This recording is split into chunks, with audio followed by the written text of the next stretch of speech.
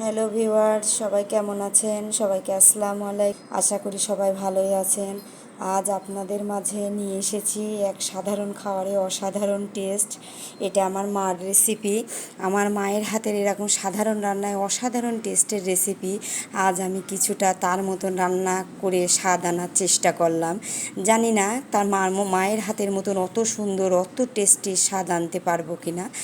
শুধু সাধারণ একটু চেষ্টা করলাম, দেখি কি করতে পারি। তো এই যে আমি প্রথমে তেল দিয়ে সব বাটা মশলা দিয়ে গুঁড়া মশলা দিয়ে মশলাটাকে সুন্দর করে কষায় নিব। প্রথমে মশলাটা অনেকক্ষণ কষায় নেওয়ার পরে মশলা থেকে যখন তেল ওঠা শুরু করবে ঠিক সেই মুহূর্তে আমরা মশলার মধ্যে লাউ দিয়ে দেব।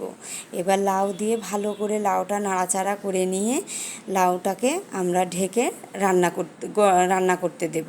তারপরে লাউয়ের মধ্যে চিংড়ি মাছগুলো আমরা দিয়ে আর সুন্দর করে নাড়াচাড়া করে রান্না করতে জন্য কিছুক্ষণ রেখে দেব। কিছুক্ষণ রেখে দেওয়ার পরে যখন দেখব যে চিংড়ির কালার পরিবর্তন হয়ে গিয়েছে এবং লাউটাও সুন্দরভাবে নরম হয়ে গিয়েছে, ঠিক সেই মুহূর্তে আমরা আর একটু ঢেকে মাছটা লাউ চিংড়িকে আর একটু রান্না হওয়ার জন্য আমরা রেখে দেব।